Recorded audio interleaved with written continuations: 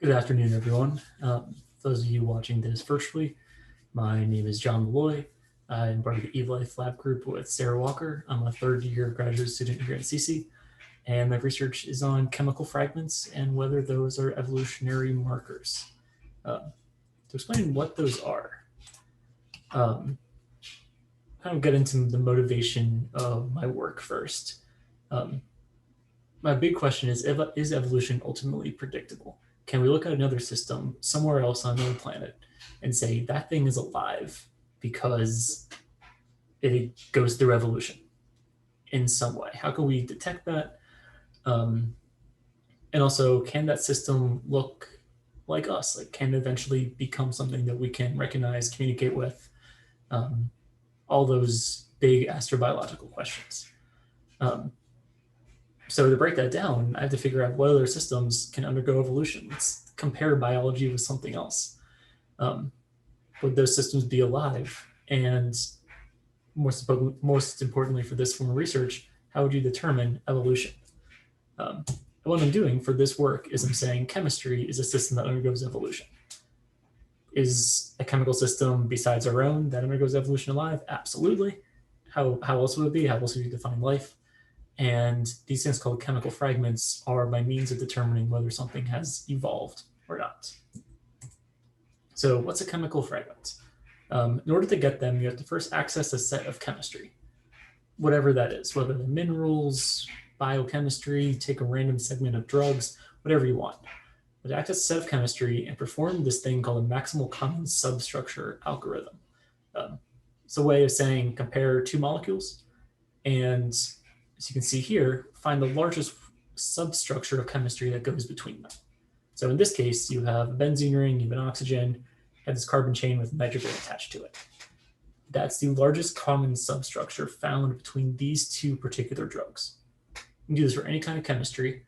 You take a set, you compare all of the pairwise combinations across that entire set, and you end up with a unique number of chemical fragments. What I do here, and which is still ongoing, I still actually am running it as we speak, so it's more proposed than actually finalized. But I take three different kinds of work. I take geological chemistry, which is from the International Mineralogical Association's database.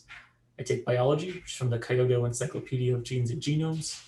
Um, and I take a technology sample, which is from a database called Reaxis, which is just essentially pharmaceutical chemistry. And I can generate fragments for all three of these. And my goal is to say, cool, can these fragments look different from each other? Do they have different distributions when you look at them across each data set? Do they have different patterns? How can you determine which one has evolved? Hence, it should be biology, or not. Can you distinguish biology from the other two? And I have some preliminary results. What you're seeing now is a fragment associated with archaea. So it's the archaea domain of life. We have a algorithm here in my lab to determine what chemical compounds are associated with which domains of life. So roughly about 3,000 compounds we can say definitely belong in archaea. And from those compounds, we can get 19,441 unique fragments. And if you do a count, say how often does each fragment occur over the entirety of biology, you look like something like this. You have this distribution. Now, I'm going to change gears to an entirely different field because this distribution is really interesting. It's essentially saying that you have a few very commonly occurring fragments. Things like a carbon-carbon bond, those appear all the time. And you have a lot of fragments that don't occur very often. Now, chemistry, that might not be that big of a deal. That makes a lot of sense. This looks like something that we know already, and that's language. In language, there's something called Zipf's law, which is where commonly occurring words, such as the or a, occur a lot. But then, similar to similar shape distribution, you have lots of words that aren't used as often. So think like astrobiology, think exploration. Those words would probably go down here. And some work that's been previously done in a lab out of Chicago showed that chemistry and language have similar distributions. So you can essentially say that these fragments of compounds are words in a way. You can start using linguistic tools on chemistry. And the nice part is linguistics has a way of predicting future changes. So getting back to the original question of how can you predict evolution, well, maybe you can predict how chemistry works if you are looking at these chemicals or these fragments as words. And in the picture, it's this representation of how this algorithm works. It's essentially a word-to-vector machine learning algorithm that takes chemical fragments and embeds them based on similarity. And you can start tracking how these chemicals change based on what things they interact with the most. And this has some really interesting properties already. It's, again, preliminary work. You can distinguish different chemical classes. For example, aldehyde acids, glycine, amino acids, things like that.